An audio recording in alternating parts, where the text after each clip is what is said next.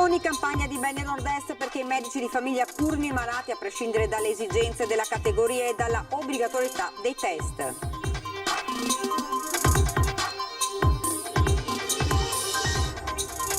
Il picco della seconda ondata di contagio almeno in Veneto è prevista per metà novembre, a dirlo il governatore Zaia oggi a Marghera nelle ore in cui si sta definendo il nuovo DPCM.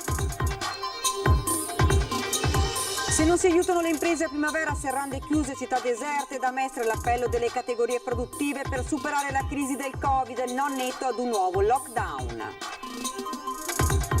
Bar e ristoranti stanno nuovamente pagando un prezzo altissimo alle disposizioni anticontagio, la testimonianza di un esercente veneziano che ha chiuso la giornata con 43 euro d'incasso.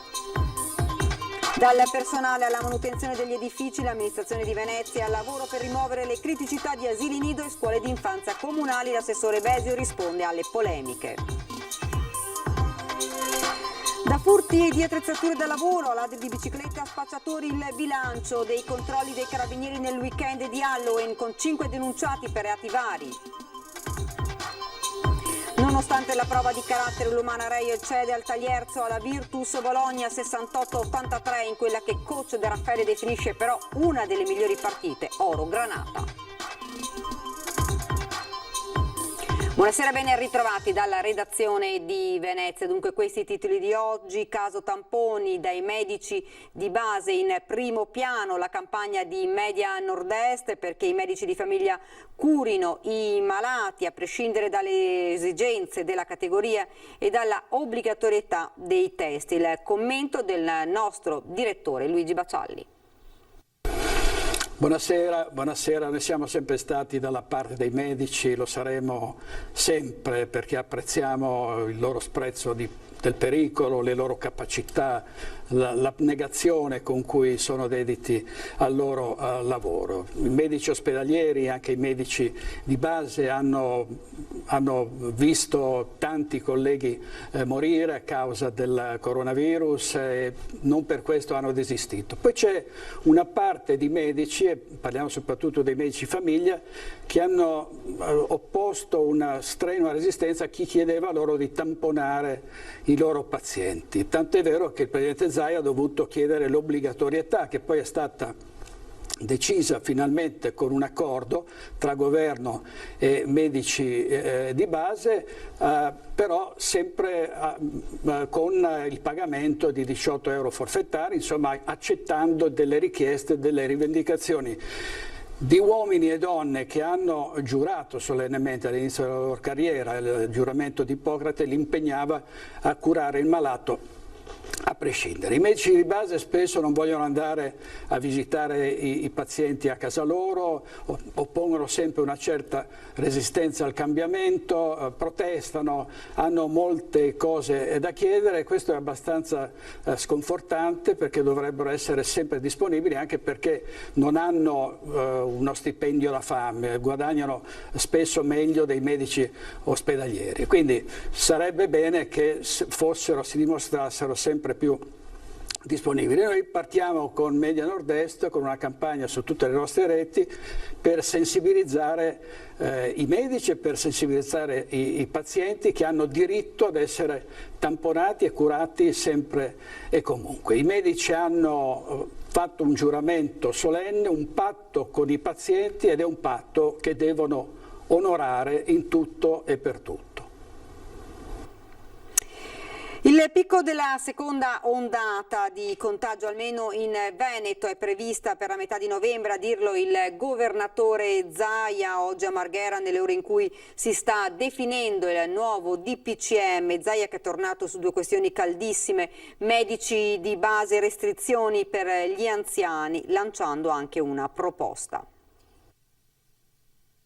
Verosimilmente che potremmo pensare a un picco intorno a metà 15-20 di novembre. Speriamo sia così, stiamo andando avanti sia col modello previsionale ma anche ovviamente sotto l'aspetto clinico. È una previsione in linea con i modelli matematici, ma è anche una speranza, quella del presidente Zaia all'inizio di una settimana complicata, dominata dal dibattito attorno al nuovo DPCM, con l'ennesimo confronto serrato tra regioni e governo. A mezzogiorno, mentre Zaia parlava da Marghera, il premier Conte riferiva alla Camera, annunciando coprifuoco in tarda serata senza specificare l'orario, stop ai centri commerciali nei weekend e didattica a distanza al 100% per le scuole superiori, mezzi pubblici carichi al 50%, ma il nodo è sulle misure restrittive locali a seconda dell'indice del contagio. In attesa di capire la linea dell'esecutivo, Zaia fissa dei punti. In questo momento diciamo che non intravediamo assolutamente soluzioni con lockdown stile marzo, non ci sono i presupposti. Da parte nostra siamo assolutamente pronti a dar corso ad eventuali restrizioni, ma non sicuramente sul fronte delle attività produttive. Fissata la linea delle restrizioni, resta la partita con i medici di base, l'accordo per i tamponi è chiuso, l'ordinanza operativa, ma il fronte è ancora caldo con Domenico Crisarà della FIMG di Padova che ha scritto una lettera al governatore: non possiamo essere considerati come renitenti alla leva, la frase più forte. Nel mirino la questione sicurezza per gli ambulatori e la sanzionabilità in caso di rifiuto, medici di base che ribadiscono come il tampone non possa essere indiscriminato, solo quindi soggetti in quarantena fiduciaria o con sintomi, ma anche Zaia dal canto suo conferma la linea. Sinceramente non è che qua possiamo andare avanti con la pelle delicata. Nessuno ha offeso i medici di base e voi ne siete testimoni. Se dopo è lesa maestà anche dire che il contratto prevede l'obbligo di fare tamponi, qualcuno mi venga a dire qui che il contratto non prevede l'obbligo. Il contratto prevede l'obbligo e prevede anche un ristoro economico di 18 euro a tampone. Operazione remunerata quindi è già svolta di default da altre figure. Esattamente quello che fanno i nostri medici delle USCA, vorrei ricordare. Mediamente a fare un tampone ci si mette 4 minuti. Adesso non vorrei aprire una polemica anche su questo, ma inviterò Rigoli e vi farà vedere quanti minuti ci mette a fare un tampone. Cioè non è che è un'operazione a cuore aperto. Ogni settimana, siccome è tutto informatizzato, vi dirò quanti sono i medici che hanno fatto 0 tamponi, quanti ne hanno fatti insomma per categorie, in modo tale che poi ognuno fa le sue valutazioni. Guardate, stiamo parlando di un servizio di sanità pubblica.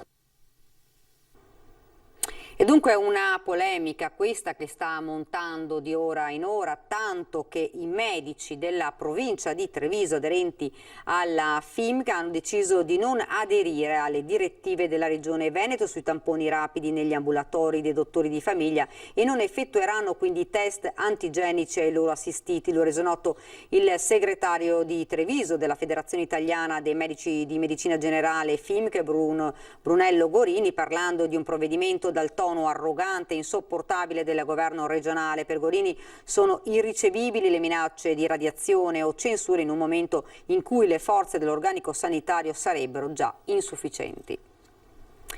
E dunque noi qui vi lanciamo ora un sondaggio proprio in merito a questo. Tamponi, medici di base si rifiutano, è giusto? Se siete d'accordo quindi rispondete sì, componetelo 0422 1626 691, se invece non siete d'accordo lo 0422 1626 690.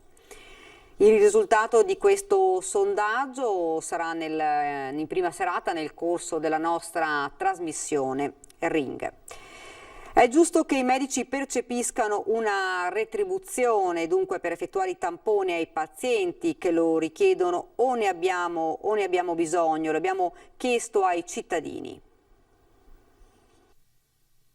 È il suo lavoro, dovrebbero farlo, a prescindere. No, penso che non sia giusto perché lo fanno di lavoro e quindi è giusto che lo facciano gratuitamente per il bene, anche perché siamo in una situazione di emergenza, quindi è bene che tutti si adoperino per quanto necessario per riuscire a combattere questa epidemia. No, perché comunque sarebbe nell'ambito del loro compito, secondo me. No, secondo me no.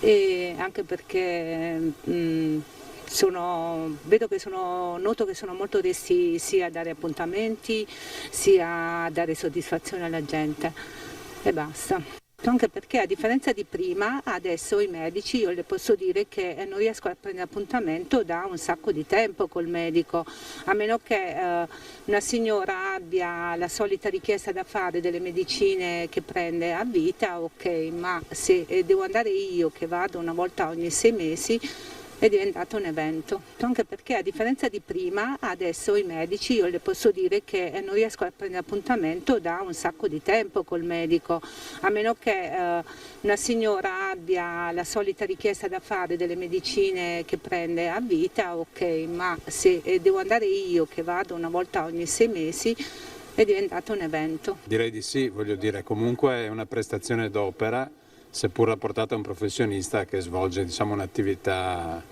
tipica del medico. Dipende dall'attività suppletiva che hanno da fare, probabilmente se hanno delle attività straordinarie in più è giusto che venga retribuita, perché no?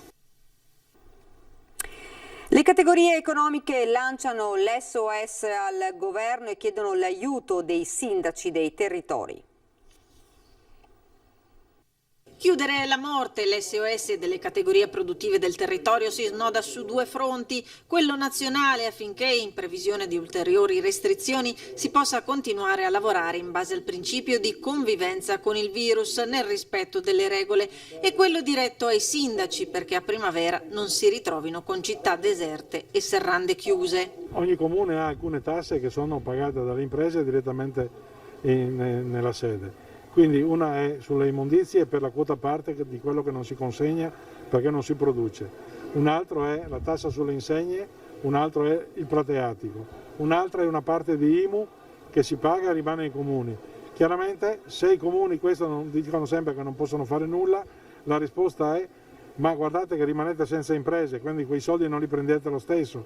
Forse è meglio essere lungimiranti e per un certo periodo cercare di abbassare le richieste o abbassare addirittura toglierle e poi si riprendono negli anni seguenti. Sul palco della Confcommercio veneziana i rappresentanti di CNA, Coldiretti, Confesercenti, Confartigianato e Confindustria. Si condanna su tutti i fronti la violenza di alcune delle piazze in cui è montata la protesta di questi giorni e si sottolinea la volontà da parte della politica locale a dare un segnale forte, pronti a controproposte e concretezza, ma il rispetto delle regole deve avere poi un riscontro, il commento del sindaco Brugnaro che punta il dito sul mancato dialogo con le istituzioni.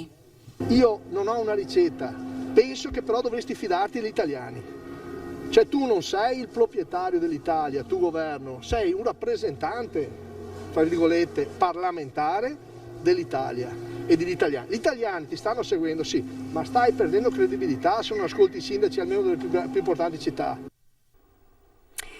Tra chi sta nuovamente pagando un prezzo altissimo alle disposizioni anti-contagio ci sono gli esercenti di bar e ristoranti con incassi giornalieri che a volte non superano qualche decina di euro.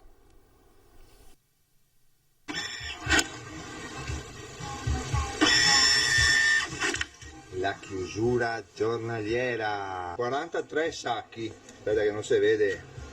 A fuoco, vabbè, insomma, non è a fuoco. 43 sacchi, sa? Invece saccarei. Da vabbè, potevo fare anche a 20. Metti che facevo 20, ciao, ho fatto 43. 43 euro d'incasso. Solo in un locale deserto, dopo le limitazioni di orario anti-Covid, Andrea Della Puppa, titolare di un Baccaro a Venezia, ha immortalato in un video che ha raccolto migliaia di visualizzazioni la chiusura di cassa in un tardo pomeriggio qualsiasi. Non per far pena o elemosinare il passaggio di un cliente, ha spiegato, ma per offrire uno spaccato reale dell'attuale situazione. È ironico Andrea Della Puppa, ma mandare avanti un locale con poche decine di euro non è facile. Dunque, facendo finta che 43 euro fosse un giorno di lavoro, compro magari, non so, 2 vasi di taralli con un giorno di lavoro. Oppure con un giorno di lavoro compro mezza mortadea, ecco, ti vedi, la mortadea che sia in fondo. A maggio, assieme a più di un centinaio di altri ristoratori ed esercenti, Della Pup aveva contribuito alla costituzione del comitato Veneziani Maidomi. Con riferimento alla quarta eccezionale di un anno fa, il motto che si leggeva sulle vetrine dei loro locali era «Vogliamo riemergere per contribuire alla rinascita di una città che si immaginavano migliore del baraccone per turisti pre-crisi coronavirus». Ma ora, prima, bisogna attraversare il deserto della seconda ondata. Qua, bello. Vedete? Bello. Calma ragazzi, calma che fa un sacco da lavorare. Il Comune di Venezia al lavoro per rimuovere tutte le criticità che si possono essere manifestate in asili nido e scuole dell'infanzia comunali. L'assessora alle politiche educative Laura Besio risponde alle polemiche degli ultimi giorni. La situazione è difficile per tutti quanti. Io credo che possiamo risolverla nella migliore delle maniere solamente restando uniti e cercando di non alimentare conflittualità. Noi siamo pienamente consapevoli del ruolo prezioso della scuola e del ruolo prezioso anche delle persone che la scuola la portano avanti giorno per giorno. Laura Besio è assessore alle politiche educative del Comune di Venezia da appena 3 settimane, ma in periodo Covid l'emergenza è continua. Ultimamente denunce di carenza d'organico e scarsa manutenzione degli edifici hanno messo asili nido e scuole dell'infanzia comunali nell'occhio del ciclone, tanto che per i sindacati lo sciopero è dietro l'angolo. Ma asili e scuole dell'infanzia veneziane non sarebbero sotto organico, dice Besio. La vera questione sono i vincoli imposti dai protocolli anti-Covid. Per esempio, rispetto al passato, noi non possiamo trasferire gli insegnanti da una sezione a un'altra, come è anche vero che non possiamo accorpare sezioni sottodimensionate. Questo naturalmente ci porta a ripensare completamente tutta la scuola e a gestire anche e a seguire l'evolversi molto tempestivo delle situazioni. È una situazione però che si poteva prevedere questa primavera, dicono i sindacati, però non c'è stata programmazione. La programmazione c'è stata, nel senso che noi fin dall'estate abbiamo aperto 2 avvisi pubblici di selezione per educatrici e assistenti all'infanzia, che sono tuttora aperti e dimostrano la volontà del Comune di essere sempre presente e vigile nel momento in cui dovessero servire. Ma naturalmente questo dipende dalla situazione e dal loro evolversi, cosa che noi non possiamo prevedere in questo momento. C'è una graduatoria a cui attingere. Ripeto, gli avvisi sono comunque sempre aperti. Per il Comune di Venezia la scuola è una priorità, non solo come supporto alle famiglie, dice Laura Besio, ma come luogo di crescita e sviluppo importante ora più che mai per i nostri figli, che tra tutti hanno pagato il prezzo più alto di questa situazione. Per quello che riguarda gli edifici, invece, ci sono comunque situazioni che rimangono di criticità. I cantieri, sia di manutenzione ordinaria che straordinaria, sono stati tutti gestiti. È possibile che ci sia stato qualche disservizio e qualche disagio, ma questo va sicuramente letto alla luce della situazione odierna.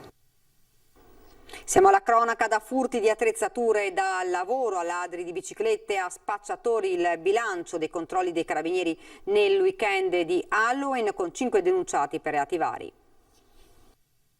Decine di pattuglie dei carabinieri di Venezia Mestre impegnate nel weekend di Halloween, controlli coordinati in centro città, a Mestre, specie nel quartiere Piave, via Cappuccina, via Monte San Michele, stazione ferroviaria, ma anche nelle zone più sensibili della terraferma veneziana e nei parchi, come a Noale, dove è stato denunciato un 21enne del posto sorpreso dai militari in Borghese nel tentativo di occultare un sacchettino contenente 1,5 grammi di marijuana suddivise in dosi, pronte per essere passate di mano nelle piazze principali della città, oltre ai 16 grammi recuperati a casa del giovane sequestrati. Ma per i carabinieri è stato un weekend intenso, denunciato per furto un 50enne moldavo per aver rubato utensili pari al valore di 100 euro trafugati dagli scaffali del Leroy Merlin di Marghera, una denuncia per tentato furto ad un senza fissa dimora ladro di biciclette sorpreso con le cesoie in mano intento a far saltare lucchetti, denunciato per furto un 53enne di Mirano che tentava di fare la spesa gratis al Prix di Martellago.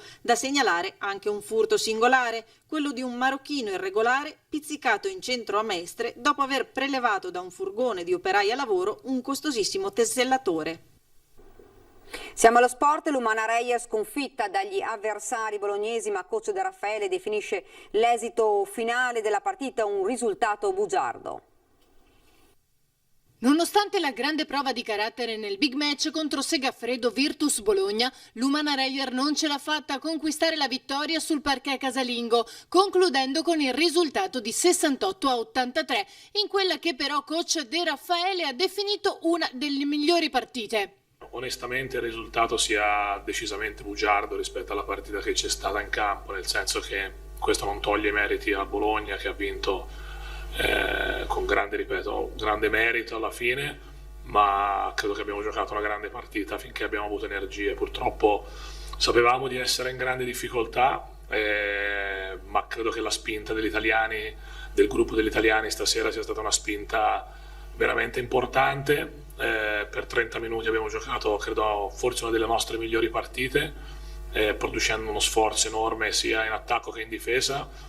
Poi Bologna ha aumentato la pressione difensiva, avendo anche più capacità di poter giocare con energia. Noi sono venuti fuori i problemi che abbiamo purtroppo con troppi giocatori in questo momento. Ora gli Orogranata si trovano a dover affrontare un'altra sfida importante.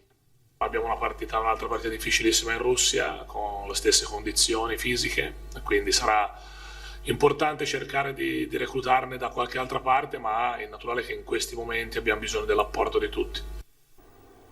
Siamo arrivati al termine, vi ricordo questa sera in prima serata Ring, ospiti Alessandro Luigi Bisato del PD, Umberto Tronchinhauser di Treviso, Filippo Lazzarin della Lega, l'onorevole Roberto Caon di Forza Italia e Erika Baldin del Movimento 5 Stelle.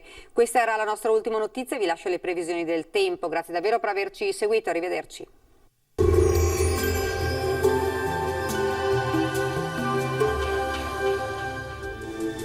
Bentrovati al meteo. Anticiclone e nebbia, un connubio caratteristico del periodo freddo, e nei prossimi giorni il nord-est ne sarà ancora interessato. Il dettaglio di martedì 3 novembre. Sul Veneto giornata tendenzialmente grigia, sulla pianura il cielo risulterà molto nuvoloso o coperto. Fino all'alba nebbie sparse, in dissolvimento al mattino e nuova formazione di sera. Sui settori montuosi invece non si escludono maggiori spazi soleggiati. Temperature minime fino a 12 gradi, valori massimi compresi invece tra i 15 e i 17 gradi all'incirca. Ci spostiamo ora sul Friuli Venezia Giulia, anche qui nubi basse in dissolvimento solo localmente nel corso del pomeriggio, in montagna maggiori schiarite. Temperature minime tra 10 e 13 gradi, massime sui 15-16 gradi. Situazione un po' diversa invece sul Trentino Alto Adige. Qui avremo un ampio soleggiamento dappertutto, salvo per locali addensamenti, ma del tutto innocui. Temperature minime sui 6 gradi, massime invece sui 18 all'incirca. Dal meteo per ora è tutto, io vi auguro un buon proseguimento in compagnia di Antenna 3. Arrivederci.